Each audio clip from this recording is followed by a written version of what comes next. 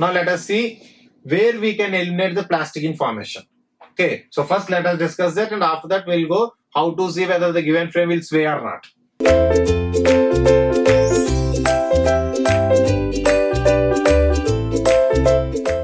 So in combined mechanism, we know both beam and sway mechanism take place in combined mechanism.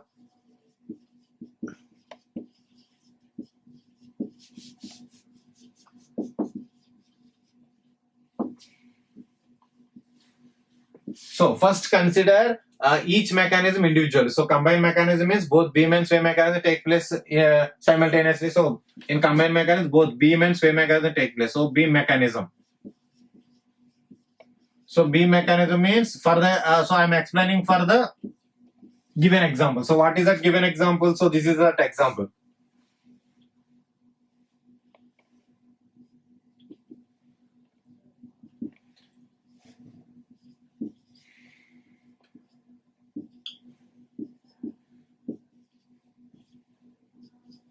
So this is an example. So I have taken this as an example, and for this case, I am going to explain in combined mechanism where we can eliminate where we can eliminate the formation of plastic. So beam mechanism and sway mechanism. So if they both take place at a time, then that is known as combined mechanism.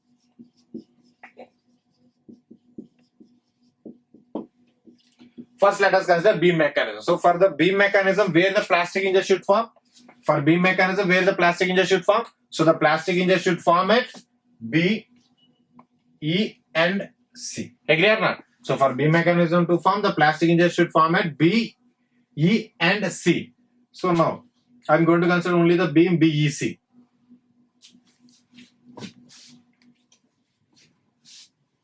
The symbol indicates the length continues. So this symbol indicates the length continues. So B, here the load, and C. And here the horizontal load in beam mechanism will not do any work. Agree? So horizontal load in beam mechanism will not do any work. So here the work is done by only this vertical load which is in the span. So this is how the mechanism is going to form. So after forming the hinges at B, E, C, the mechanism will form, and this is how the mechanism. Okay. So now as we know that BE is going to rotate in which direction? Clockwise direction. And EC is going to rotate in anti-clockwise direction.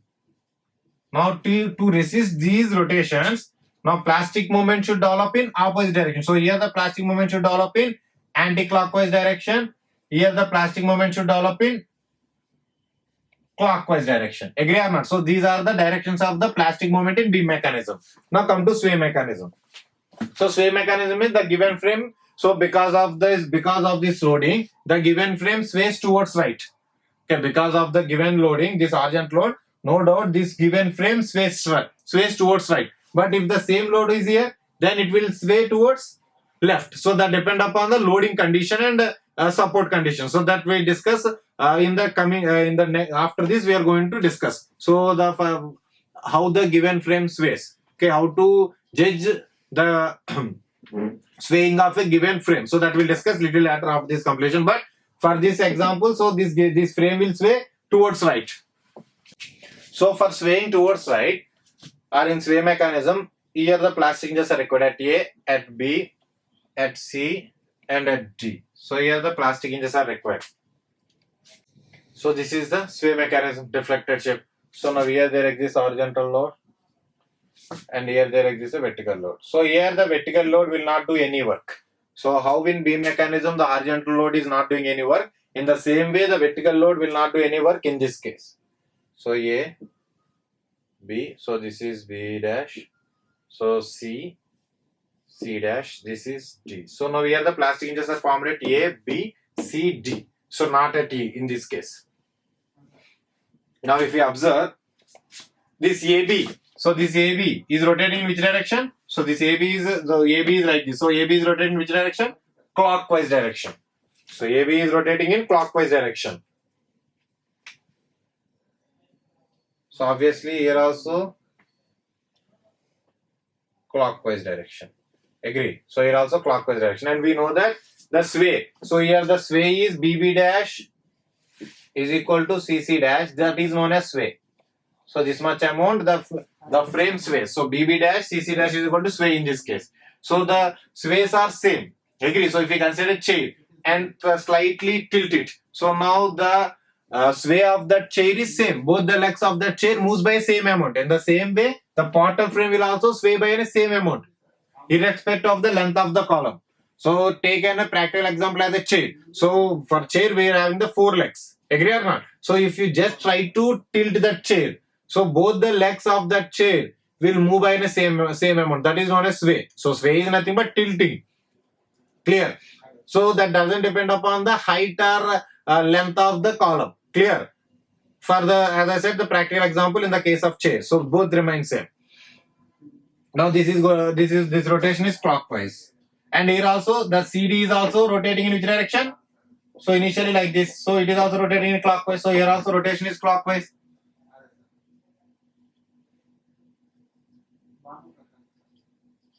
Okay. So now as the rotation is clockwise, so the plastic moment should develop in opposite direction. That means in anti-clockwise direction MP. Here in opposite direction, anti-clockwise MP. And here anti-clockwise direction MP. And here anti-clockwise direction MP. But we know that B is a rigid joint. Agree? We know that B is a rigid joint. So what is the property of rigid joint? Of course, the rigid joint may take the moment, but total summation of moments at any joint in a structure should equal to 0. Agree? So yeah, B is a rigid joint. It can take a moment, but total summation of the moment should equal to 0. It means in column BA, the moment MP is in anti-clockwise direction. So in the same way, in the beam BC, the moment should be same MP and it should be opposite direction clockwise, like this. Agree or not? So in the same way at joint C, so when the joint is in equilibrium, so total summation of moments and forces acting at joint is equal to 0, then only that is in equilibrium. So here in column CD, anti-clockwise moment of MP is acting. So obviously in beam CB at joint C, the moment should act in clockwise direction. So if we take the total summation of moments at B, so this is anti-clockwise MP and this is clockwise MP, 0. And here at C, so this is clockwise and this is anti-clockwise. So both are summation is 0. So that is the equilibrium of a joint. So as we're discussing beam and sway mechanism in combined mechanism. So once again I repeat, so it may be little confusing. So listen carefully. So once you understand, so it is very easy. But if you don't understand, it is really very confusing. So once again I repeat, see in beam mechanism. So for the beam mechanism, we know what is beam mechanism. So if mechanism takes place either in column or beam individually, then it is known as beam mechanism. So in this example, beam mechanism means that mechanism takes place in the beam BEC. So for that beam mechanism to form, the hinges required is at BEC. That's it. Okay, hinges required are at BEC. So this is like a fixed beam. And one thing I want to make clear here, the difference between rigid joint and fixed support is, similarity is both can take moments or both can develop moment. So fixed support also, at fixed support also there exists a fixed moment, and at rigid joint also there exists a moment, okay, bending moment. But the difference is at fixed support the rotation is 0, but at rigid joint there exists a rotation. It means the summation of moments at a rigid joint is 0, but not some value. Okay, the summation of moment at a rigid joint is 0, but not some moment. So it means there exists no net moment at a rigid joint. But coming to the fixed support, there exists some net moment that is known as end moment, fixed end moment. That net moment existing at the fixed support will make the slope 0. So as we discussed in previous sessions, the main purpose of that fixed end moment is to make slope 0. So the difference between rigid joint and this rigid joint and fixed support is here slope is 0. Okay, but here slope is not 0. So there exists some rotation at C. Clear? That is only the difference. And the similarity is rigid joint and fixed support both can take moment. That is a difference. That is a similarity, and difference is here theta is 0 and there exists some theta. There exists some rotation. That is a difference. So now see here beam mechanism. So beam mechanism here BEC is not BEC is, we can idealize like a beam BEC we can idealize like a fixed beam. Agree or not? The reason B rigid joint, so we can compare with it fixed support. So as we discussed the difference and similarity between fixed and rigid joint. Okay, so once I repeat, the difference between fixed support and rigid joint is fixed support rotation at fixed support is 0. There exists no rotation or no slope at a fixed joint, but at rigid joint there exists some rotation. Clear? The summation of moments at rigid joint is 0, but fixed support not 0. There exists some end moment. Clear?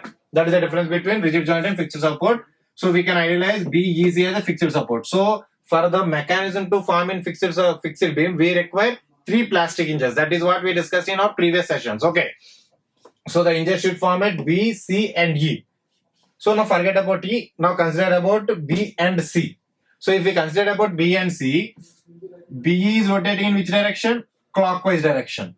Agree or not? So BE is rotating. So this is the initial BE. So here E dash. So E dash. So BE is rotating in clockwise direction. Now developed plastic moment should be in opposite direction to resist it. So it is in anti-clockwise direction. Similarly, EC is rotating in anti-clockwise direction. So now the moment, plastic moment, which is nothing but moment of resistance or maximum moment carrying capacity, should be in opposite to it. So clockwise. In the same way, come to the sway mechanism. So listen carefully. Come to the sway mechanism. So for the sway mechanism to take place, the hinges should form at A, B, C and D. Agree? The hinges should form at A, B, C and D. So we know that AB is rotating in anti-clockwise. So the resistive moment should be in opposite direction. Okay, resistive moment should be in opposite direction. It means in anti-clockwise direction. So anti-clockwise direction same. But if we consider joint B, so from the equilibrium of joint B, total summation of moments at joint B should equal to 0. Agree or not? So it means if you see the joint B having a 2 sides, one is BC and another is BA. So in BA the moment is anti-clockwise MP. The moment is anti-clockwise MP. The same amount of moment should act in BC also. So that is why the direction is clockwise here. Similarly at joint C, so it is also having 2 sides. One is CB and another is CD. So in CD the moment is anti-clockwise MP. So similarly in CB the moment should be clockwise MP. Agree or not? So in combined mechanism, so if we consider joint B and joint C, so in combined mechanism, if we consider joint B and joint C, so what is the net moment? So in combined mechanism at joint B, so what is the net moment? So at joint B, in B mechanism it is anti-clockwise and here it is clockwise. See, in this example I have taken the same value MP, but in all the cases the value is not same.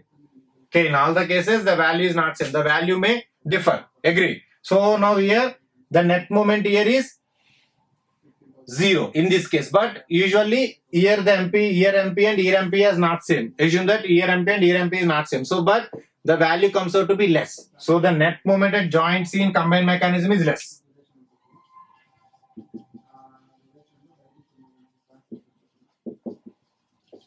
So if you consider joint C in combined mechanism, net moment is, here it is clockwise and here also it is clockwise in beam. So here net moment is more. So as the net moment is less at joint B, now possibility of the formation of the plastic hinge at joint B in combined mechanism can be considered. Okay, less chances are there for the formation of plastic hinge at joint B in combined mechanism for this case. So as in this case the frame is swaying towards right. If the same frame sways towards left, then we can eliminate the formation of plastic hinge in combined mechanism at C. So that is a concept. So we can eliminate the formation of plastic hinge at B. So we can eliminate the formation of plastic hinge at B for this case. As we discussed, this frame is swaying towards right. So in this case, we can eliminate formation of plastic hinge in combined mechanism. Once I am repeating. So we can eliminate the formation of plastic hinge at B in combined mechanism for this case, which is swaying towards right. If the very same frame sways towards left, it means assume that horizontal load is here. Then we can eliminate the formation of plastic hinge at C. So this is what we have to consider in the plastic analysis of frames, or in the calculation of the collapse load of the frames in combined mechanism. This is what we have to consider. It means no need to consider the plastic hinge at either one of the rigid joints. So in this case B, if for example the load is like this, So you know there is no load. So in this case, we can eliminate the formation of plastic injet C. That is the thing. So this is the explanation how we can eliminate the formation of plastic injet B. So this is the thing. So finally the net moment at B is less, so we can eliminate the formation of plastic injet B. See, but B is a rigid joint, so B is having every potentiality to develop plastic hinge. But because of net moment is less, so in this example MP is same, so it may be 0. But not in all the cases MP and MP is same. It may different. So only in some cases MP and MP is same, and we can subtract and answer net moment is 0. But not in all the cases the net moment is 0. Agree? This is the derivation. So once take this diagram very clearly. Okay. So if you take the diagram clearly, then only you can understand and you can remember it. So if you don't take the diagram clearly, then it will confuse you. So whenever you are revising, so if the diagram is not clear, for sure it will go into confuse you. So for that reason, I'm saying that in the revision part, so take all these things clearly. And for this diagram, the load is not here. Okay. So the diagram what we have discussed. So for that diagram, the load is here at B, horizontal load. So take this diagram very clearly without any confusion. So show the directions, clockwise, anti-clockwise, MP, all the directions very clearly. So take it down. So in this way, we can eliminate the formation of plastic injet, one rigid joint in combined mechanism.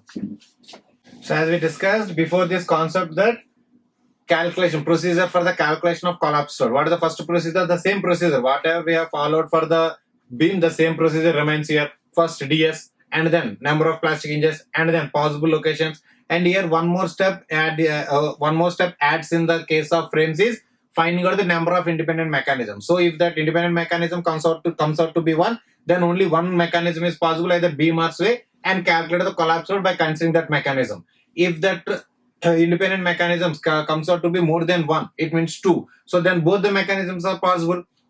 It means both beam and sway is possible. It means combined is also possible. So as I said, if combined mechanism is taking place or combined mechanism is happening in a frame, then for sure the true collapse load is in combined mechanism only, and the given frame will collapse or fail in only in combined mechanism. So now your question is how to find or how to decide for a given frame whether it will sway or not. So if we decide that, then for sure directly go for combined mechanism. So no need to calculate the collapse load in beam mechanism and sway mechanism. Directly go for combined mechanism. For that, we should first decide whether in the given frame both mechanisms is possible or not. So how to decide it? Okay. As I said, no need of that formula. So you remember that formula: independent mechanisms K is equal to capital N minus ds for what you can say objective point of view. That's it. For example, if given frame and loading is symmetrical, if given frame and loading is symmetrical, then the frame will not sway.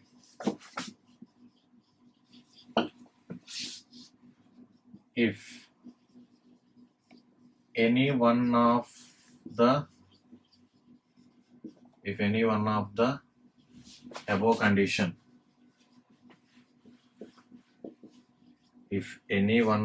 condition, is not satisfied,